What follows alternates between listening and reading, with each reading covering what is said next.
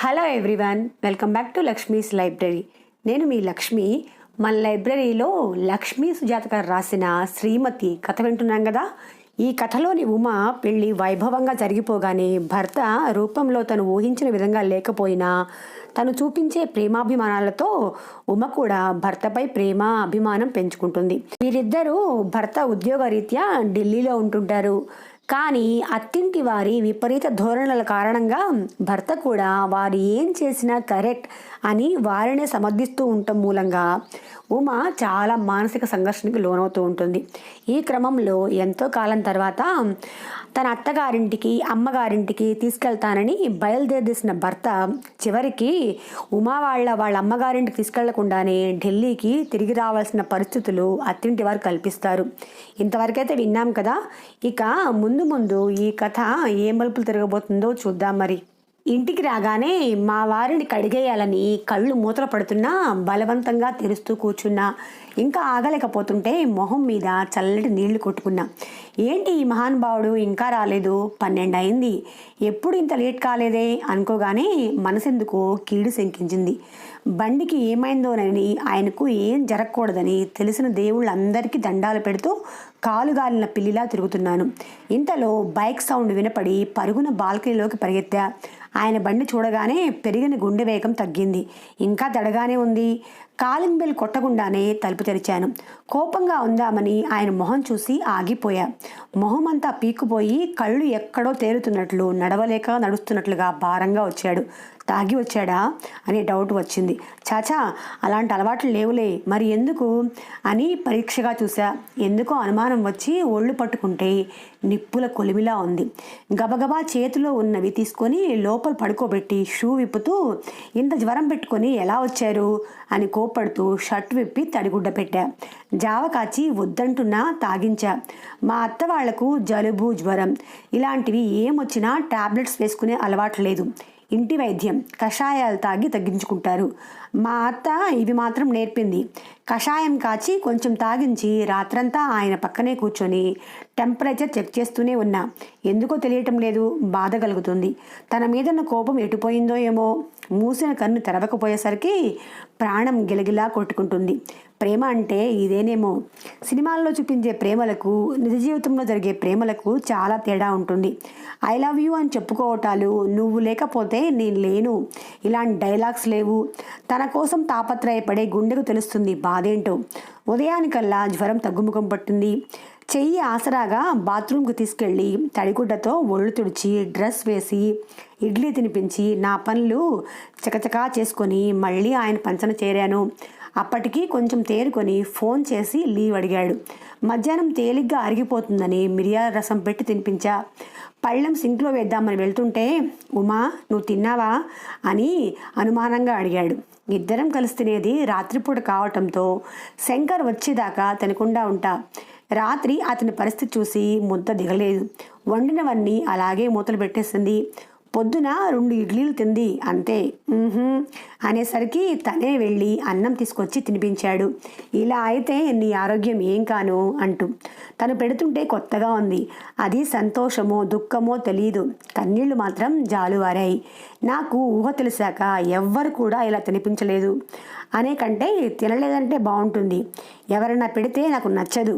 కానీ ఈరోజు ఆయన పెడుతుంటే వారించాలని నాకు అనిపించలేదు. తిన్నాక ఆయన్ని కాసేపు రెస్ట్ తీసుకోమని బట్టలు పెంచడానికి వెళ్తుంటే వెళ్ళనివ్వకుండా తన పక్కన కూర్చోబెట్టుకున్నాడు. మీ అమ్మ వాళ్ళ ఇంటికి తీసుకెళ్లకుండా ఇక్కడికి తీసుకొచ్చారని కోపంగా ఉంది కదూ అని గడ్డం పట్టుకుని అడిగాడు. కోపం ఉంది, అసలే మనిషికి బాగా లేనప్పుడు ఆవేశపడి వాదన పెంచడం ఎందుకని, ఇప్పుడు అవన్నీ ఎందుకు, తర్వాత మాట్లాడుకుందాం అని వెళ్తుంటే చెయ్యి పట్టుకుని ఆపేసి, ఇప్పుడే మాట్లాడాలి ఉమా, అప్పుడే నీకు అర్థమవుతుంది అన్నాడు. ఏం చెప్పాలి అన్నా కోపంగా. అమ్మ బాధపడింది గుర్తుకు వచ్చి. నా మీద ఎంత కోపం ఉన్నా నాకు జ్వరం అని తెలిసేసరికి కంటి మీద కొనుకు లేకుండా బాధపడ్డావు. అదే ప్రేమంటే. నాపై కోపం ఉందని నేను ఏమైతేనేం అని నువ్వు అనుకోలేకపోయావో, నేను నా తల్లిదండ్రుల విషయంలో అలాగే నేను అనుకోలేకపోయా. జన్మనిచ్చిన తల్లిదండ్రులను ఎలా మర్చిపోతాం? వాళ్ళు తప్పుగా మాట్లాడారనో కోప్పడ్డారనో వదిలేయలేం కదా. నా మనస్తత్వం ఇంతే. చిన్నప్పటి నుంచి చూసిన వాడిని వాళ్ళ లోపాలేంటో తెలియకుండా పోతుందా? కొంచెం మనీ మైండెడ్, ఆ విషయం నాకు తెలుసు. అలా అని వాళ్ళని ప్రశ్నించలేను, అది నా వీక్నెస్. నిన్ను బాధ పెట్టాలని నేను అనుకోలేదు. వాళ్ళు అన్న మాటలకు విలువ ఇవ్వకుండా నిన్ను మీ ఇంటికి తీసుకెళ్ళుంటే పెళ్ళా మాట విన్నాడు అని నీ మీద వ్యతిరేక భావన వచ్చేది. అందుకే వాళ్ళ మనసుకు తృప్తి కలుగుతుందని నీ మనసుకు బాధ కలిగించాను. నిన్ను ఇక్కడ తీసుకువచ్చాక మా మాట విన్నాడనే వాళ్ళ ఈగో తృప్తిపడింది. కానీ 4 రోజుల తర్వాత అమ్మ ఫోన్ చేసి, ఆ రోజు ఏదో కోపంలో అంటే వాళ్ళ ఇంటికి తీసుకెళ్లకుండా వెళ్తావా? ఆ పిల్ల ఎంత బాధపడి ఉంటుంది, అందుకేనా నేను ఫోన్ చేసినా మాట్లాడటం లేదు? రేపు దసరాకి వాళ్ళ ఇంటికి తీసుకెళ్ళు అంది. ఇప్పుడు చెప్పు, నేను చేసిన దాంట్లో తప్పుందా అని సూటిగా కళ్ళల్లోకి చూస్తూ అడిగాడు. అతను చెప్తుంటే అవును కదా అని నేను అనుకోకుండా ఉండలేకపోయా. పెళ్ళయ్యాక ఆడపిల్ల అత్తింట్లో ఎలా సర్దుకుపోవటానికి టైం పడుతుందో అలాగే అబ్బాయికి కూడా తల్లి పెళ్ళాం మధ్య నలిగిపోయే పరిస్థితి వస్తుంది. ఎవరి మాట వినాలో అర్థం కాక కొట్టుమిట్టాడుతారు అనుకుని ఇంకా ఏం చెప్తాడని చూస్తున్నా. అమ్మని సంతోషపరిచి నువ్వు బాధపడినా అర్థం చేసుకుంటావని ఇలా ప్రవర్తించాను. ఒకవేళ అమ్మ చెప్పకపోయినా నిన్ను మీ ఇంటికి తీసుకెళ్లాలని ఇక్కడికి వచ్చిన రోజే టికెట్స్ బుక్ చేశా అని ఫైల్లో పెట్టిన వాటిని తీసుకొచ్చి నా చేతిలో పెట్టాడు. వాటిని ఆశ్చర్యంగా చూస్తుంటే బుక్ చేసిన రోజే నీకు చెప్దామనుకున్నా, కానీ నీ కోపం చూసి ఆగిపోయా. 4 రోజులు ఆగితే నీ కోపం తగ్గుతుందని అని నా సమాధానం కోసం ఎదురు చూస్తున్నాడు. ఏం చెప్పాలో అర్థం కాల. తను చెప్పింది సబబుగా అనిపించి తన చేతులను ముద్దాడాను నవ్వుతూ. ఇంకా మాటలెందుకు, నా నవ్వులో తనకు కావాల్సిన సమాధానం లభించటంతో మనసారా నవ్వాడు. తేలికపడ్డ హృదయంతో ఆయన్ని పడుకోమని నా పనిలో పడ్డాను. అలా అని అన్ని విషయాల్లో నేను ఏకీభవించను.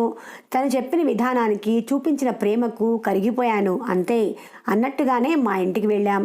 ఎన్నో రోజుల తర్వాత అమ్మా నాన్నను చూసేసరికి నా దుఃఖం ఆగలేదు. మా జేజయ్య అయితే, ఏంటే అప్పగింతలప్పుడే ఏడవలేదు, ఇప్పుడు కొత్తగా ఏడుస్తున్నావు? నా మనవడు నిన్నంత బాధ పెడుతున్నాడా అని మాట వరుసకన్నాడు. ఆ మాటకు శంకర్ ఎక్కడ బాధపడతాడని, అదేం లేదు, నన్ను బాగానే చూసుకుంటున్నాడు అని మా వారిని ఆరాధనగా చూశాను. వారం రోజులు ఎలా గడిచిపోయాయో తెలియదు. పండగయ్యాక మా ఇంటికి వెళ్దామా అని అడగలేక నన్ను అడిగాడు. నాకు ఇష్టం లేదనుకుని. నా ఇష్టానికి విలువ ఇచ్చిన తనకి నాకు కష్టం అయినా తన కోసం సరే అన్నా. నా నుండి ఇటువంటి సమాధానం వస్తుందని ఊహించలేదేమో. మొహం సంతోషంతో చాటంతయింది. మా ఊరు నుండి 2 గంటల ప్రయాణం. బస్సులో వెళ్ళాం. మేము వెళ్ళేసరికి చీకటి పడింది. మెట్లు ఎక్కుతూ ఉండగానే మా ఇంట్లో గొడవ వినపడింది. యాజ్ యూజువల్ మమ్మల్ని చూడగానే అందరూ నోర్లు కట్టేసుకున్నారు. అసలు ఏం జరగనట్టు పిన్ డ్రాప్ సైలెన్స్. ఎంత బాగా నటిస్తున్నారో అనుకోకుండా ఉండలేకపోయా. కానీ మా అక్క కంట్లో నీళ్లు నా దృష్టిని దాటిపోలేదు. మా అత్త లేని టైంలో మా అక్కను అడిగితే ఇల్లంతా వెతికి మా అత్త లేదని కన్ఫర్మ్ చేసుకొని అసలు విషయం చెప్పింది. పిల్లలు పుట్టలేదని రోజు సనుగుళ్ళు గొనుగుళ్ళు, డాక్టర్ల దగ్గరకు తిప్పటం, పసర్లు దాగించడం, తాయెత్తులు కట్టించడం, మానసికంగా పెద్దవాళ్ళు హింసిస్తుంటే శారీరకంగా మా బావ హింసించడం, ఇదే జరుగుతూ ఉందంట ఈ మధ్య. తనను కాస్త గట్టిగా మాట్లాడమని అంటే భయం అంటుంది. ఆ రోజు భోజనాలు అయ్యాక పెద్దామ ఎలాగూ నీళ్ళోసుకోవటం లేదు, నువ్వన్నా చెప్తావా, లేక నువ్వు ఆ బాపతేనా అని చేతులు మూతులు తిప్పుతూ అంది మా అత్తగారు. ఆమె అడిగిన విధానానికి చేసిన యాక్షన్కి ఒళ్ళు మండి, మీకంత తొందర ఎందుకు, నాకు ఇప్పుడే ఇష్టం లేదని నిర్లక్ష్యంగా చెప్పా.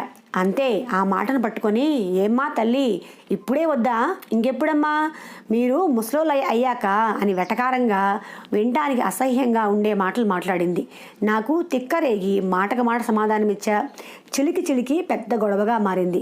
మా అక్క మా ఇద్దరిని సమాధానపరచాలని చూస్తుండగానే బయటకు వెళ్ళిన మా ఆయన తిరిగి వచ్చాడు. వాళ్ళమ్మను ఏమీ అనకుండా నా పైన ఫైర్ అయ్యాడు. అసలు నేను చెప్పేది వినకుండా నా తప్పు లేకుండా మాట పడేసరికి మనసంతా ఉడికిపోయింది. ఆ కోపంతో రేపు మా ఇంటికి వెళ్తాను, నీతో రానని చెప్పినా ఉండమని చెప్పకపోయేసరికి పౌరుషం తన్నుకు వచ్చి వెళ్ళాలని డిసైడ్ అయ్యాను.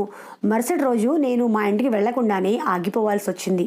ఇంట్లో జరిగిన గొడవతో మనసు బాగోలేక ఊరికి వెళ్ళటానికి సిద్ధమయ్యా. ఉదయాన్నే బయలుదేరాలని అన్ని సర్ది పెట్టుకున్నా.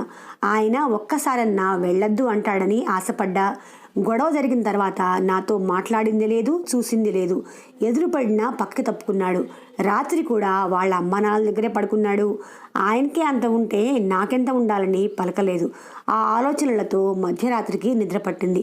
ఉమా ఉమా అన్న మా ఆయన పిలుపుతో నిద్రమత్తు ఎగిరిపోయింది. ఎందుకంటే ఆయన ప్రేమతో కాదు, గాబరాగా పిలుస్తున్నాడు. మరి ఏం జరిగిందో అని హడలు చచ్చాను. ఏంటి అని కంగారుగా అడిగాను.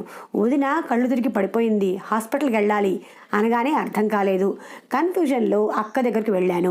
పిలిచినా పలికే స్థితిలో లేదు. మా అత్త లబోదిబోమని కొట్టుకుంటుంది. ఆమెను ఆపడం కష్టమని వదిలేశా. ఈలోగా మా బావ ఆటో తీసుకుని వచ్చాడు. అక్కను పట్టుకొని వెనక సీట్లో నేను కూర్చుంటే మా ఆయన డ్రైవర్ పక్కన కూర్చున్నాడు. మా బావ బండి మీద వచ్చాడు. డాక్టర్ చెక్ చేసి సెలైన్ పెట్టారు. ఈ తతంగం అంతా జరిగేసరికి తెల్లారిపోయింది. రాత్రి హడావుడిలో గమనించలేదు, కానీ తల మీద రక్తపు గూడు కట్టుకొని ఉంది. చెంపంతా వాచింది. జరిగిందేమిటో చూచాయిగా అర్థమైంది. కోపంగా మా బావను చూసేసరికి తల పక్కకు తిప్పుకున్నాడు. మా ఆయన వచ్చి ఇంటికి వెళ్ళి ఏదన్నా తీసుకుందాం అనేసరికి సరువును చూశాను. రాత్రంతా నిద్రలేదు. ఇప్పుడు ఇంటికి వెళ్ళి ఇంటి పనంతా చేసి అందరికీ టిఫినీలు కాఫీలు తయారు చేసి మళ్ళా హాస్పిటల్కి రావాలి. ఇలాంటి సమయాల్లో కూడా హోటల్ నుంచి తెచ్చుకుందామనే ఆలోచనే ఉండదు. చచ్చి చెడినా కూడా ఇంట్లోనే చేసి పెట్టాలి. చేసేది లేక ఇంట్లోకి వెళ్ళి పనిలో పడ్డాను. నన్ను మాత్రం కోడలు ఎలా ఉంది అని అడగనే లేదు. మా అత్త కొడుకుని అడిగిందేమో. ఇల్లు క్లీన్ చేసి కిచెన్లోకి వెళ్తే అమ్మాయి అంటూ వచ్చింది మా అత్త. లక్ష్మి కోసం ఇడ్లీ వెయ్యి, మా కోసం దోశలు పొయ్యి, 2 రకాల చట్నీలు చెయ్యి, ఈలోగా పూజ చేసి వస్తాను అని వెళ్ళింది. మా అత్తకి ఒక సుగుణం ఉంది. ఎంత చండాలంగా ఆవేశంగా మాట్లాడినా 2 నిమిషాలను మర్చిపోయి మామూలుగా మాట్లాడుతుంది. నాకు అలాంటి మంచి గుణం లేదులేండి. కోపం వస్తే కొన్ని గంటల పాటు అలాగే ఉంటుంది. ఎవ్వరు కదిలించకుండా ఉంటే 2 గంటల్లో మామూలు అవుతాను. కోపం వస్తే మాత్రం మౌనధారణ చేస్తాను. ఆవేశంలో నోటికి వచ్చింది వాగేస్తాననే భయంతో. అసలే కాక మీదున్న ఆవిడ ఆర్డర్లు ఒళ్ళంతా పొగలు సెగలు కక్కేలా చేసింది. నా కోపం పరాకాష్ఠకు చేరకముందే మా ఆయన వచ్చి అందరికీ ఇడ్లీ వేయి, చట్నీలు ఏమొద్దు, అల్లం పచ్చడి కారప్పొడితో అడ్జస్ట్ అవుదాం అని కూల్ చేశాడు. ఆయన చెప్పింది నచ్చటంతో అలాగే చేశా. ఏమన్నా అంటే అప్పుడు చూసుకుందామని. నేను ఫ్రెష్ అయ్యి అక్కకు బాక్స్ రెడీ చేసి హాస్పిటల్కి వెళ్తుంటే అమ్మాయి నాకు మామయ్యకి టిఫిన్ పెట్టమ్మా అని దీర్ఘం తీసింది. కోపంతో అరిచేంతలో మా ఆయన కలగజేసుకొని అన్నీ రెడీగా ఉన్నాయి, నాన్నకు పెట్టి నువ్వు తినేసేయి అని ఇంకో మాట లేకుండా హాస్పిటల్కి తీసుకొచ్చాడు. మేము వెళ్ళాక మా బావను ఇంటికి పంపించాం. అక్క స్పృహలోకి వచ్చింది. తనకు తినిపించి టాబ్లెట్స్ వేసి అడిగా ఏం జరిగిందని. రాత్రి బావతో గొడవ జరిగి మాట పెరిగి తోసేసరికి గోడకు కొట్టుకొని స్పృహ తప్పిందని. అది విని మనిషా పశువా అని అరిచేశా. అలా అనకే, కావాలని చేయలేదుగా, పొరపాటుగా జరిగిందని మా బావనే వెనకేసుకొచ్చింది. నువ్వు ఇలాగే ఉంటే బావ కూడా మారడు అని క్లాస్ పిక్కాను. ఎంతవరకు మైండ్కి ఎక్కించుకుందో తెలియలేదు. ఈ హడావుల్లో మా ఆయన మీద కోపం ఎటెగిరిపోయిందో మర్చిపోయాను. అక్కను డిశ్చార్జ్ చేసి ఇంటికి తీసుకొచ్చాము. ఇంటికి వచ్చాక ఎలా ఉంది అని వాకప్ చేసింది మా అత్త. హాస్పిటల్లో ఏమన్నా దూరమా, ఒక్కసారి వచ్చి చూడొచ్చుగా. ఇల్లు కదలకుండా కూర్చుని కూతురుతో బాతాకాని వేసింది. అప్పటికే 12 దాటుతూ ఉండటంతో వంట పనిలో పడ్డాను. రాత్రి నిద్రలేక హాస్పిటల్ చుట్టూ తిరగటంతో బాగా అలసిపోయాను. నీరసంగా కూడా ఉంది. కళ్ళు తిరుగుతుంటే అప్పుడు గుర్తొచ్చింది టిఫిన్ చేయలేదని. టిఫిన్ తిందాం అనే లోపల మా అక్క పిలిచింది బాత్రూమ్కి తీసుకెళ్ళమని. నా సంగతి పక్కన పెట్టి తన పని చూసి వచ్చేసరికి తల తిరిగిపోతుంది. అప్పుడే మా అత్తగారు వచ్చి, ఏమ్మా నిన్నేం కష్టపెట్టానే, దోశలు చేయమంటే ఇడ్లీ పెట్టి వెళ్ళిపోయావు, చట్నీ చేయకుండా అని నా పరిస్థితి గమనించకుండానే వాగుతూనే ఉంది. ఓపిక నశించి గోడకి చతికిల పడ్డాను. తనతో గొడవ పడే ఓపిక కూడా నాకు లేదు. కానీ తన నోటికి ఆనకట్ట వేయాలని, మీరు మనుషుల పశువుల, ఎదుటివారి పరిస్థితి అర్థం చేసుకోకుండా మీ ధోరణి మీదేనా అన్నాను. దానికి మమ్మల్ని పశువులంటావా అని, ఒరే నాయనా విన్నావా, నీ పెళ్ళం ఎన్ని మాటలు అంటుందో అని ఇంకా 4 తగిలించి పెద్దగా ఏడుస్తూ నానా రభస చేసింది. తల్లి ఏడుపు చూసేసరికి మా ఆయన రుద్రుడే అయ్యాడు. అరవటమే కాకుండా చెంప వాయగొట్టాడు. ఇలా చేస్తాడని ఊహించక ఒంట్లో శక్తి లేక బలంగా కొట్టేసరికి మైండ్ బ్లాక్ అయ్యి పడిపోయాను. దెబ్బకి మా అత్త నోరు మూతబడింది. కానీ జరగకూడని నష్టం ఒకటి జరిగిపోయింది. సరిగ్గా కొట్టే టైంలోనే మా నాన్న రావటం చూడటం ఒకేసారి జరిగిపోయాయి. నాన్న కంగారుగా వచ్చి నన్ను లేపడానికి ట్రై చేశాడు. మన దగ్గర శక్తి ఉంటే కదా లేవటానికి. దగ్గరకు రాబోయిన మా శ్రీవారిని కంటి చూపుతో ఆపేశాడు మా నాన్న. ఎవరి మాట వినకుండా నన్ను హాస్పిటల్కి తీసుకెళ్ళి తీసుకెళ్ళి అటు నుండి అటే ఇంటికి తీసుకెళ్ళాడు. మా వారు ఎంత చెప్పినా వినలేదు. నేను ఏదో చెప్పేందులో నా మీదే ఫైర్ అయ్యాడు.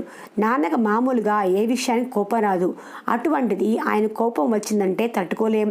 ఎవ్వరి మాట వినటం లేదు. మా వారు ఫోన్ చేస్తున్నాడని దాన్ని స్విచ్ ఆఫ్ చేశాడు. 4 రోజుల తర్వాత మా అత్త మామ దిగబడ్డారు నన్ను పంపించమని వాళ్ళని అడగడానికి. నాన్న ససేమిరా కుదరదని తెగేసి చెప్పాడు. మా అత్త మాత్రం నోరు మెదపలేదు. మామే మాట్లాడాడు. అల్లారు ముద్దుగా పెంచకపోయినా కూతురు మీద ప్రేమ లేకుండా పోతుందా? అది తన కళ్ళ ముందు జరిగితే ఏ తండ్రి తట్టుకోగలడు? ఇలాంటి కుటుంబంలో పిల్లని ఇచ్చామే అని అమ్మా నాన్నలు బాధపడిన క్షణం లేదు. నాన్న పంపననేసరికి వెళ్ళిపోయారు వాళ్ళు. 10 రోజుల తర్వాత మా అక్కను తీసుకొని వచ్చాడు మా ఆయన. అక్క ఏం చెప్పిందో కానీ నాన్న కాస్త కుదుటపడ్డాడు. నన్ను గుడికి తీసుకెళ్తానంటే సరేనని బండి ఇచ్చాడు. ఊరుకు దూరంగా కొండ మీద వెంకటేశ్వర స్వామి గుడికి వెళ్ళాం. దర్శనం చేసుకున్నాక గుడి వెనక చెట్టు కింద కూర్చున్నాం. సడన్గా కాళ్ళు పట్టుకుపోయాడు. అది గమనించి గబుక్కును లేచి నిల్చున్నా. ఏంటండి ఈ పని అంటూ. నేను చేసిన తప్పుకు ప్రాయశ్చిత్తం అని చేతులు పట్టుకొని నిన్ను కొడతానని కల్లో కూడా నేను అనుకోలేదు. అసలే ముందు రోజు జరిగిన గొడవ, వదినకు బాగోలేకపోవటం, హాస్పిటల్లో వాటితో చిరాగ్గా ఉండి ఇంతలో అమ్మ ఏడుపు చూసేసరికి నా మెదడు పనిచేయటం మానేసింది. ఆ క్షణికావేశంలో నిన్ను కొట్టాను. ఆ తర్వాత నేనెంత నరకయాతన అనుభవించానో నాకు తెలుసు. నీ తప్పు లేకుండా కొట్టాననే బాధ నిలువెల్లా దహించి వేస్తుంది. నన్ను క్షమిస్తావా అన్నా నేను పలకలేదు. నీ నిర్ణయం ఏదైనా పర్వాలేదు, నన్ను క్షమిస్తే కనుక మాతో పాటు రా, లేదంటే నీ కోసం ఎంతకాలమైనా నేను ఎదురు చూస్తుంటాను అని చెప్పాడు. ఇంటికి వెళ్ళాక మా అక్క కూడా తనతో వెళ్ళమని చెప్పింది. నా మరిది అని చెప్పటం లేదు, తన మనసు చాలా మంచిది, అర్థం చేసుకో.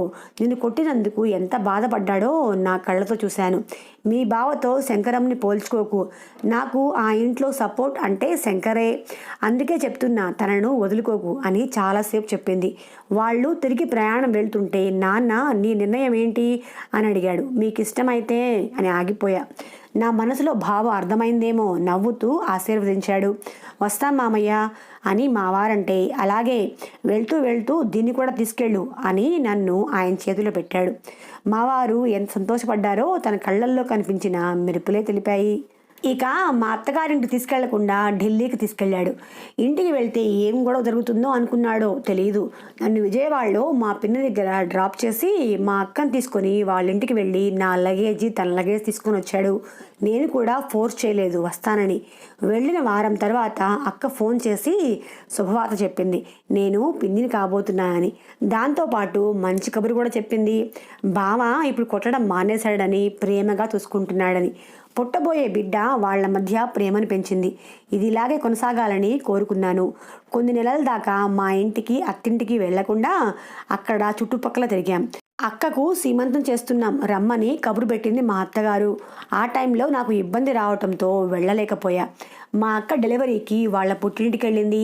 అదే సమయంలో మా మామగారు జారిపడి కాలు విరిగింది. హుటాహుటిన బయలుదేరాం. మేము వెళ్ళేటప్పటికే కట్టించుకొని ఇంటికి తీసుకొచ్చారు. 2 నెలలు బెడ్ రెస్ట్ అని చెప్పారు. అమ్మ ఒకతే చేసుకోలేదు, వదిన కూడా లేదు, నువ్వు ఉంటావా అని అడిగాడు మా వారు. ఆమె మాటలు, చేతలు, పనులు, గొడవలు ఒకదాని వెంట ఒకటి గుర్తుకు వచ్చి భయం పట్టుకుంది.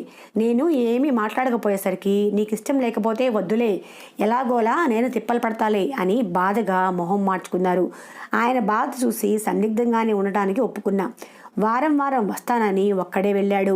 వంటకు ఎలా అంటే నేను చేసుకుంటాలే, నాకు అలవాటే అన్నాడు. నేనింతవరకు ఆయన వంటగదిలో గరిటె పట్టగా చూడలేదు. వంట సాకుగా చెప్పి ఢిల్లీ వచ్చేస్తానని భయపడి అబద్ధం చెప్పాడు. వాళ్ళ అమ్మానాన్నల మీద శ్రద్ధ చూసి ముచ్చటేసింది. తన మాట కాదని లేకున్నా 2 రోజులు పనులతోనే సరిపోయింది. ఏవి ఎక్కడ ఉన్నాయో తెలుసుకొని వంట చేయడానికి మసాజ్ చేస్తూ, టాబ్లెట్స్, ఎక్సర్సైజ్ చేయిస్తూ వారం రోజులు గడిపేసరికి రోజు ఏ పనులు ఏ టైంలోనూ అన్నీ అలవాటయ్యాయి. కొంచెం మా అత్త పద్ధతులు ఏంటో తెలిసాయి. పెందలాడే లేవటం, ఇంటి పనులు చేసుకుని స్నానం చేసి పూజ చేస్తేనే కానీ వంటగదిలోకి రాదు. పెద్దది, తనేం చేయగలిగింది నేను చేయలేనా అనిపించి ఆవిడతో పాటే లేచి ఇంటి పనులు చేసి ఆమె పూజ చేసేసరికి నేను స్నానం చేసి రావటం నేర్చుకున్నా. ఇద్దరం కలిసి చేసుకోవటం వల్ల పని తొందరగా అయ్యేది. నేను మామయ్యకు మసాజ్ చేస్తుంటే మా అత్త జపం చేస్తుంది. వాళ్ళ గురువుగారు ఇచ్చిన మూల మంత్రంతో 11 మాలలు చేస్తుంది. ఆ టైంలో ఆమె ఎవరితో మాట్లాడదు. మా మామయ్య రోజు గీత 18 అధ్యాయాలు చదవంది పచ్చి గంగ కూడా ముట్టడు. మెల్లిమెల్లిగా వాళ్ళ అలవాట్లు, పద్ధతులు అన్నింటి మీద నాకు అవగాహన వచ్చింది. మా అత్త గంటల గంటలు ఫోన్లో మాట్లాడేది ఏం తోచక, టీవీ చూసే అలవాటు కూడా లేదు. ఆ మాటల్లో ఏవేవో వచ్చి మా మీద పడుతుందని అర్థమైంది. నేను ఉండేసరికి మాటలు తగ్గించింది అనుకున్నా. ఆమెకు చేతి నిండా పని, ఆమె చెప్పే మాటలు వినటానికి ఒక మనిషి ఉంటే చాలని నాకు అర్థమైంది. మా మామయ్య కోలుకుంటున్నారు. కర్ర సాయంతో అడుగులు వేస్తున్నారు. నాకు రాని పనులు కొంచెం పెద్దగా అరిచి అయినా నేర్చుకునేలా చేస్తుంది మా అత్తగారు. అదేంటో అంతకుముందు ఆమె ఒక మాట అంటే కోపం వచ్చేది, కానీ ఇప్పుడు మనసుకు గుచ్చుకోవటం లేదు. తల్లి కోప్పడితే ఎలా ఉంటుందో అలా ఉంది. విన్నప్పుడు బాధపడ్డా, తర్వాత వాటి ఆలోచన ఉండేది కాదు. అలా అని గొడవలు లేవని కాదు, కానీ వాటిని మనసుకు తీసుకోవటం మానేశాను. ఆమె దగ్గర చాలా విషయాలు నేర్చుకున్నా. వత్తులు చేయటం, ముడియాలు పెట్టడం, నిల్వ పచ్చలు పెట్టడం, చిన్న చిన్న రోగాలకు ఇంట్లో దినుసులతో కషాయాలు చేసుకోవటం అన్నీ దగ్గర నేర్పించింది. మా అత్త గయ్యాళ్ళవటానికి ముఖ్య కారణం ఆమె చూసిన దాటి వచ్చిన పరిస్థితులే కారణాలు. పెళ్ళయ్యాక మా మామయ్య భోళాతనాన్ని అలుసుగా తీసుకొని ఆయన చేత పనులు చేయించుకునే వాళ్ళే ఎక్కువ మంది. ఆ విషయం మా అత్తకు తెలిసి ఎవరెంత అడిగితే అంత దేనికి అని అడగకుండా డబ్బులు ఇచ్చేస్తే రేపు పిల్లల భవిష్యత్ ఏంటని గట్టిగా అడిగేదంట. తీసుకున్న వాళ్ళు తిరిగి డబ్బులు ఇవ్వకపోతే వాళ్ళ ఇంటికి వెళ్ళి గొడవ చేసి డబ్బులు తెచ్చేది. ఆమె నోరుకు భయపడి అందరూ గయ్యాళి అనటం ప్రారంభించారు. ఇలా కాదని ఇంటి పెత్తనమంతా మా అత్త చేతుల్లోకి తీసుకుంది. మా మామయ్య చేతికి ఎముక ఉండదని, అత్తగారింట్లో కూడా ఆమెకు అవమానాలే. మా పెద్ద మామగారు మా మామయ్య కంటే పెద్ద ఉద్యోగంలో ఉన్నారనే పొగరతో వాళ్ళ అత్త తోడికోడలు సూటిపోటి మాటలు అంటూ గొడ్డు చాకరీ చేయించుకునే వాళ్ళంట. అది ఏ మూలో దాగుండి మా మీద తీర్చుకుంటుంది. పుట్టింటి నుండి సహకారం కూడా లేదు. వాళ్ళ అన్నగారు పట్టించుకునేవాళ్ళు కాదంట. పుట్టింటి ఆసరా లేకపోవడంతో పురుళ్ళు పుణ్యాలు ఇక్కడే కావటంతో వాళ్ళ అత్తగారికి అలుసైపోయింది. పెద్ద కోడల్ని పొగుడుతూ చిన్న కోడల్ని దెప్పిపొడిచేది. దాంతో కుటుంబాన్ని ఒంటి చేతు నెట్టుకు వచ్చింది. అందుకే వచ్చిన కోడళ్ళ మీద అసూయ. నాకంటే సంతోషంగా ఉన్నారని, ఆ కోపంతోటే మా మీద ఎగిరేదని అర్థమైంది. ఇవన్నీ మా అత్తయ్య పూలు కోసుకోవడానికి వెళ్ళినప్పుడు మా మామయ్య చెప్పిన పాత సంగతులు. అలా అని నాకు బాగా లేకపోతే పట్టించుకోకుండా ఉండలేదు. తగ్గేదాకా దగ్గర నుండి చూసుకుంది. 2 నెలలు అక్కడ ఉండేసరికి మా అత్త ఏంటో పూర్తిగా అర్థమైంది. అప్పుడు అనిపించింది ఆవిడ నైజానికి భయపడి రాకుండా ఉంటే వాళ్ళ గురించి పూర్తిగా తెలిసేది కాదని. ఈలోగా అక్కకు డెలివరీ అయ్యి బాబు పుట్టాడు. మా మామయ్య కూడా ఎవ్వరి సహాయం లేకుండా నడవగలుగుతున్నారు. నన్ను తీసుకెళ్ళడానికి మా వారు వస్తానంటే బారసాల అయ్యేదాకా ఉంటుందిలే అని మా అత్త చెప్పటంతో కాదనలేకపోయాను. 10 రోజుల తర్వాత మా అక్క వాళ్ళ ఇంట్లో బారసాలు చూసుకొని అటు నుంచే ఢిల్లీ వెళ్ళాము. నేను వెళ్తుంటే మా అత్త ఏడవలేదనే కానీ తన కళ్ళల్లో సన్నటి నీటి పొర చూశాను. ఆమెను అలా చూడగానే నాకు బాధేసింది. ఎందుకు నాకే తెలీదు. పదే నిమిషానికి ఒకసారి అత్తయ్య ఇలా, మామయ్య ఇలా అంటుంటే మా వారు నీలో చాలా మార్పు వచ్చిందే అని ఎగతాళి చేసేవారు. నేను కూడా నిజమే కదా అని ఊరుకునేదాన్ని. తర్వాత కొన్ని రోజులకు చెప్పాడు, నీకు వాళ్లకు నువ్వు అర్థమవ్వాలనే అక్కడికి పంపించాను అని. తన అసలు ఉద్దేశం చెప్పాడు. అదే ఇంతకు ముందైతే గొడవ చేసేదాన్నేమో, కానీ దానివల్లే కదా వాళ్ళేంటో తెలిసిందని ఊరుకున్నా. నాలో మార్పు ఆయనకు సంతోషాన్ని ఇచ్చింది. ఇలా ఉండగా నాకు నెల తప్పింది. విపరీతమైన వాంతులు, చాలా నీరసం వచ్చేది. 2 రోజులు లీవ్ పెట్టి నన్ను చూసుకున్నారు. రోజు ఉండేదే కనుక నేనే ఫోర్స్ చేసి ఆఫీస్కు పంపించాను. పని చేయలేకపోతున్నా. తిన్న వెంటనే వాంతవుతూ ఉండటంతో ఏం తినాలన్నా భయపడ్డా. నా ప్రెగ్నెన్సీ సంగతి తెలిసి మా అమ్మ కంటే మా అత్తే ఎక్కువ సంతోషపడింది. అమ్మ కంటే ఎక్కువ ఫోన్లు చేసి తినమ్మా, తినకపోతే ఎలాగమ్మా, ఇష్టం చేసుకుని తినమ్మా, 1కి 10 సార్లు చెప్పేది. నా బాధ చూడలేక ఢిల్లీ వస్తానంది. కానీ అక్కడ చలికి వాళ్ళు తట్టుకోలేరని మా వారే వద్దన్నారు. వాళ్ళ ఆరోగ్యం పాడైపోతుందని మా వారు వాళ్లతో మాట్లాడుతున్నారు. కానీ మా అక్క విషయంలో తల్లిదండ్రుల మీద బాగా కేకలు వేయటంతో తండ్రి కొడుకుల మధ్య దూరం పెరిగింది. ఆ దూరం అలాగే కొనసాగుతుంది. తల్లితో బాగానే మాట్లాడతాడు, కానీ తండ్రితోనే అంటి ముట్టనట్టుగా ఉన్నారు. ఎవరో పరాయి వాళ్ళలాగా పలకరించుకుంటారు. ఫోన్లో అయినా అంతే, డైరెక్ట్గా అయినా అంతే. వాళ్ళ మధ్య దూరం నాకు అర్థమవుతూనే ఉంది. అందుకే మా వారు రమ్మని చెప్పలేదు, ఆయన వస్తానని చెప్పలేదు. నాతో బాగానే మాట్లాడతారు. ఒక్కోసారి ప్రేమ ఎక్కువ అయితే తల్లి బంగారు అని కూడా పిలుస్తారు మా మామ. ఆ పిలుపు నాకు కొత్తగా ఉన్నా ఆయన ఆప్యాయత కరిగిపోయి నా కోసమే రండి మామయ్య అన్నాను. మేం రాము, కానీ నువ్వే ఇక్కడికి వచ్చేయి, డెలివరీకి టైంకి మీ ఇంటికి వెళ్ళు అన్నారు. మా వారు పంపించనని అనేసరికి మాట పెరిగి మాట్లాడుకోకుండా ఉండేదాకా వచ్చారు. మా వారు మా మామయ్య మధ్య నేను నలిగిపోయాను. రమ్మని ఆయన, వద్దని ఈయన. ఈ పోరు భరించలేక మా అత్తతో చెప్పుకున్నాను. ఏం చేయమంటావే, నీ వల్లనే వాళ్ళిద్దరూ ఎడముఖం పెడముఖంగా మారారు. నువ్వు చేసిన గొడవ ఇంట్లో పెద్ద దుమారమే రేపింది. మీ నాన్న నిన్ను తీసుకెళ్ళాక వాడు మా మీద, మామ మీద బాగా ఎగిరాడు. నేను ఆపినా ఆగలేదు. 2 గంటల పాటు వాదులాడుకున్నారు. కొన్ని రోజులు ఇద్దరు మాట్లాడుకోలా. కాలు విరిగినప్పుడు కూడా బాధపడ్డాడు, కానీ వాళ్ళ మధ్య మునుపడి చనువు, అభిమానం తగ్గిందని చెప్పాలి. కాలం గడిచే కొద్దీ మారతారులే అనుకున్నా, కానీ ఆ సూచనలే కనపడటం లేదు. మాట్లాడుకుంటున్నారు, కానీ మనస్ఫూర్తిగా కాదు. పుట్టేవాళ్ళైనా వీళ్ళ మధ్య దూరం తగ్గించాలి. ఏమంటున్నాడు మా వాడు, నిన్ను ఇక్కడికి పంపిస్తానంటున్నాడా లేదా అని జరిగింది పూసగుచ్చినట్టు చెప్పి అడిగింది. పంపడంట. ఏం చెయ్యాలో అర్థం కావటం లేదు. తినాలని లేదు, ఆకలి వేస్తుంది అన్న. అయ్యో పిచ్చి తల్లి, నా దగ్గర ఉంటే ఏదో ఒకటి చేసి తినిపించేదాన్ని. నువ్వు ఆ కోస్తాలో ఉన్నావు, నేను ఈ కోస్తాలో ఉన్నా, ఎలానే అని బాధపడింది. తండ్రి కొడుకుల మధ్య దూరం తగ్గించుకోవాలని ఇటు మా ఆయనకు, అటు మా మామకు ఎన్నో విధాలుగా చెప్పి చూశారు. ఇద్దరు మొండి కట్టాలి. నా మాట ఎందుకు వింటారు? అంతకుముందు మా ఆయన ప్రేమ తట్టుకోలేకపోతుంటే ఇప్పుడు కొత్తగా ఉన్న వీళ్ళ ప్రేమను మరింత తట్టుకోలేకపోతున్నా. అమ్మకు ఫోన్ చేసిన 10 మాటల్లో 8 మాటలు మా అత్త మామల గురించి చెప్తుంటే మా అమ్మకు చిరాకు వచ్చిందేమో. మాటికి అత్త మామ అని కారిపోతుందంటే వాళ్ళు చూపించేది ప్రేమ అనుకుంటున్నావా? కాదే మొద్దు ముఖమా, నటిస్తున్నారు. నువ్వు నిలదీస్తావని, నీ మొగుడు నీ వైపు ఉన్నాడని నీకు భయపడి నంగనాచి కబుర్లు చెబుతున్నారు అని నా మనసులో లేనిపోని అనుమానాలు సృష్టించింది. వాళ్ళ మాటలు మనసులో నుండి వచ్చేవి అనిపించింది. కాసేపు అమ్మ చెప్పింది నిజమేనేమో అనిపించేది. ఆ తర్వాత కొన్ని రోజులు అంటి ముట్టనట్లుగా ఉండేదాన్ని. నాకే తప్పు చేస్తున్నా అనిపించింది. మావారు నన్ను జాగ్రత్తగా చూసుకుంటున్నా. ఏం జరిగిందో తెలియదు. అబార్షన్ అయింది. ప్రయాణం చేయొద్దన్నారు. అమ్మని రమ్మంటే నాన్నకు బాగోలేక రాలేకపోయింది. నన్నే ఎలాగో ఇంటికి రమ్మంది. డాక్టర్ రిస్క్ చేయొద్దు అని చెప్పడంతో మావారు పంపనని మొండికేశారు. అటు ఆఫీసు, ఇటు నన్ను చూసుకోలేక సతమతం అవుతున్నారు మావారు. ఒకరోజు సడన్గా మా అత్త మామ వచ్చేసరికి షాక్ అయ్యా. ఈయన రమ్మన్నారేమో అని నేను అనుకున్నా. నేను పిలవలేదన్నాడు.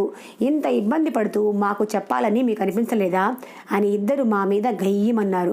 వాళ్ళ అరుపులో, మాటల్లో నాకు ప్రేమే కనపడింది. కానీ నా మనసు ఒప్పుకోలేదు.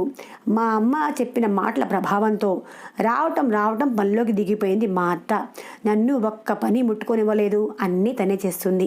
నేను ఏదైనా చేయబోతే అరిచి కూర్చోబెడుతుంది. ఆమెను చూస్తే ఆశ్చర్యం వేసింది. నా చేత పని అంతా చేయించుకుంటూ నన్ను తిట్టిన సందర్భాలు గుర్తుకొచ్చి ఒకరోజు ఉండబట్టలేక నా మనసులో అనుమానాలు అన్నీ ఆమె ముందు పెట్టేశాను. ఏమనుకున్నా సరే అని. ఆమె చెప్పింది విని కన్నీళ్లు ఆగలేదనుకోండి. ఇలా కూడా ఉంటారా, ఆలోచిస్తారా అని. ఏమందంటే, అవును, నువ్వు కోడలివి, నేను అత్తని. ఎంత ప్రేమగా చూసుకున్నా అమ్మను కాలేను కదా. మెత్తగా చెప్తే నా మాట వినరు. అందుకే గయ్యాడితనం చూపించాల్సి వచ్చింది. పెళ్ళైన కొత్తల్లో మీకు ఏదీ రాదు, అన్నీ నేర్పించాలి. నెమ్మదిగా చెప్తే మీరు వినరు. మీకు పనులన్నీ రావాలని, ఏ పరిస్థితినైనా తట్టుకొని నిలబడేలా చెయ్యాలని మీతో కఠినంగా ఉన్నా. మీకు చేతకాకపోయినా నేర్చుకునేదాకా మీ వెంట పడి వేధించి అన్నీ మీరే స్వయంగా నేర్చుకునేలాగా చేశా. ఎవరితోటి మాట పడకుండా. మీ కోడలికి ఇది కూడా చేత కాదా, మంచి మర్యాద తెలియదా అనే మాటలు మన బంధువుల నుండి రాకూడదని, నా కోడళ్ళు మాట పడకూడదని, నన్ను ఎలాగూ గయ్యాలి అంటారు. మిమ్మల్ని సూటిపోటు మాటలేమి మాట్లాడకుండా ఆమెతో ఎలా వేగుతున్నారు అని జాలి చూపించి ప్రేమగా మాట్లాడతారు. నా మీద ఎంత కోపం ఉన్నా మీరు మాత్రం నా గురించి చెడుగా చెప్పలేదు. మామయ్యకు బాగోలేనప్పుడు నువ్వు మాతో ఉన్నావు. అప్పుడే నీ మనస్తత్వం ఏంటో తెలిసింది. చెప్పకుండా అర్థం చేసుకోవటం చూసి నీ నైజం ఏమిటో అర్థమైంది. చెప్తే వింటావని, అందుకే మీ మీద కోపం చూపించలేకపోయా. లక్ష్మి విషయం నువ్వు అడగచ్చు. తను లేని ఇంటి నుండి వచ్చిందని, తనకు ఏ లోటు రాకూడదని చీరలు నగలు అన్నీ తీసి ఇచ్చాను. 2 జతలతో గడిపే తనకి ఒక్కసారిగా ఐశ్వర్యం అంతస్తు వచ్చేసరికి గర్వం పెరిగింది. దుబారా ఖర్చులు చేయడం మొదలుపెట్టింది. ఈ భావనను తన మనసులో నుండి తీసేయాలని కఠినంగా మారాను. అది తనకు కంటికింపుగా ఉంది. నేను చేసేది తన మంచికే అనుకోలేక నీకు లేనిపోనివి చెప్పింది. నా మీద నీకు వ్యతిరేక భావం వచ్చేలా చేసింది. తన మాటల ప్రభావంతో నువ్వు అలాంటి దానివని నీ అపోహపడ్డాను. నీ బ్యాగ్ వెతికాను. కొట్టే విషయం అంటే పెద్దోడికి కాస్త కోపం ఎక్కువే.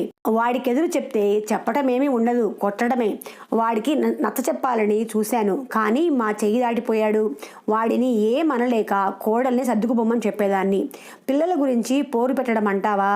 2 ఏళ్ళైనా పిల్లలు పుట్టకపోయేసరికి ఎక్కడ గుడ్రాలు అని బాధపడతారని నేనే డాక్టర్ల దగ్గరికి తిప్పాను. పిల్లలు పుడితే నా కొడుకులో కూడా మార్పు వస్తుందని తొందర పెట్టాను. మిమ్మల్ని బాధ పెట్టాలని కాదు, నేను పడిన అవమానాలు మాటలు మీరు పడకూడదని. నాకు పెళ్ళయి 6 ఏళ్ల దాకా పిల్లలు పుట్టలేదు. నన్ను ఎంత హీనంగా చూసేవారో ఒక్కోసారి చచ్చిపోవాలనిపించేది. నెల తప్పాను కాబట్టి సరిపోయింది, కానీ లేకపోతే మీ మామకు ఇంకో పెళ్లి చేసేవాళ్ళు. లక్ష్మి కడుపుతో ఉన్న దగ్గర నుంచి పెద్దోళ్ళలో మార్పు వచ్చింది. ఇప్పుడు ఏ గొడవలు లేకుండా సంతోషంగా ఉన్నారు అని చెప్పి కళ్ళు ఒత్తుకుంది. నిజంగా ఆ సమయంలో మా అత్త నాకు దేవతలా కనిపించింది. నాకైతే ఆమెలో అమ్మ కనిపించింది. ఆ తర్వాత నుండి ఆమెతో చనువు పెరిగిపోయింది. ఎంతలా అంటే తన ఒళ్ళో పడుకునేంతగా. చిన్నపిల్లవా అని కోప్పడినా ఊరుకునేదాన్ని కాదు. నాలో మార్పు నాకే వింతగా ఉంది. ఎలా ఉండేదాన్ని ఎలా మారిపోయాను అని. ఇదంతా ముమ్మాటికి మా అత్త వల్లే. అంతా బాగానే ఉంది, కానీ మావారు మా మామ గిల్లి గజ్జాలు పెట్టుకుంటూనే ఉన్నారు. వాళ్లను ఎలా కలపాలో నాకు మా అత్తకు అర్థం కాలేదు. ఏదో ఒకటి చేసి మేం కలపాలని చూసినా చివరికి వాళ్ళు గొడవతో ముగిస్తున్నారు. అలా 4 నెలలు ఎలా గడిచిపోయాయో తెలియదు. వాళ్ళు తిరిగి వెళ్తుంటే మాత్రం కన్నీళ్లు పెట్టుకున్నాను. నా అప్పగింతలప్పుడు కూడా ఇంతగా బాధపడలేదు. అవసరమైతే మళ్ళీ వస్తామని చెప్పి వెళ్ళిపోయారు. వాళ్ళు వెళ్ళిన 2 నెలలకు మళ్ళీ తిరిగి రావాల్సి వచ్చింది. మళ్ళీ నేను నెల తప్పటంతో పోయినసారిలా ఏం జరగకూడదని విషయం తెలియగానే వాలిపోయారు అత్తామామలు. నన్ను కంటికి రెప్పలా చూసుకుంది. అన్ని జాగ్రత్తలు తీసుకుంటూ నాకు ఏ చిన్న ఇబ్బంది కలిగినా బాధపడేవారు. అందరికంటే మావారు మరీ చిన్నపిల్లాడిలా. ఈ ప్రాసెస్లో తండ్రి కొడుకుల మధ్య దూరం తరిగిపోయింది. మొదటి కాన్పు పుట్టింట్లో జరగాలని అమ్మ రమ్మన్నా, ఉమ విషయంలో నేను ఏ రిస్క్ తీసుకోనని, డెలివరీ అయ్యాక పంపిస్తానని ఖచ్చితంగా చెప్పేశారు. ఆయనకు నా మీదున్న ప్రేమను చూసి అమ్మా నాన్నలు కూడా బలవంత పెట్టలేదు. నా లేబర్ పెయిన్స్ అప్పుడు చూడాలి. మా అత్త ధైర్యంగా ఉంది, కానీ మా వారు మా మామ చేసిన హడావుడి అంతా ఇంత కాదు. అసలే భయపడుతున్న నేను వాళ్ళ హడావుడికి ఇంకా పానిక్ అయ్యాను. నార్మల్ డెలివరీ కాకుండా ఆపరేషన్ అవుతుందని, వాళ్ళ వల్ల నా భయం రెట్టింపు అవుతుందని డెలివరీ అయ్యేదాకా నా దగ్గరకు రానివ్వలేదు. మా అత్త మాటలతో కాస్త ఊరట చెందాను.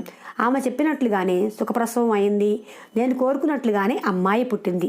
పాపను చూడటానికి వచ్చిన మా మామగారు గంభీరంగా ఉండేసరికి ఆయనకు ఆడపిల్ల అంటే ఇష్టం లేదనుకున్నా. చాలాసేపు పరీక్షగా చూసి మా ఇంటి మహాలక్ష్మి, అదృష్టవంతురాలు, అచ్చు వాళ్ళ నాన్న పోలికే, రంగు నీదేలే అని మనస్ఫూర్తిగా నవ్వుతూ అనేదాకా నా గుండెల్లో రైళ్లు పరిగెడుతూనే ఉన్నాయి. అమ్మ దగ్గర 1 నెల రోజుల కన్నా ఎక్కువ ఉండలేకపోయా. బారసాలు అయ్యాక అత్తయ్య దగ్గరికి వెళ్ళిపోయాను. మా మామకైతే పాప లేకుండా క్షణం గడవదు. 3వ నెల నన్ను తీసుకువెళ్ళటానికి వచ్చేసరికి మా మామయ్య దిగులు పడ్డారు. నా బంగారు తల్లిని నా నుండి దూరం చేస్తావా అని. ఆ పని నేనెందుకు చేస్తాను నానా? మీ మనవరాలు ఎక్కడ ఉంటే మీరు అక్కడే అనేసరికి, ఏమోయ్ ఇది విన్నావా, బట్టల సర్దు, నా బంగారంతోటే నేను కూడా అని పాపం తీసుకొని మా అత్తకు చెప్పడానికి వెళ్ళారు సంతోషంగా.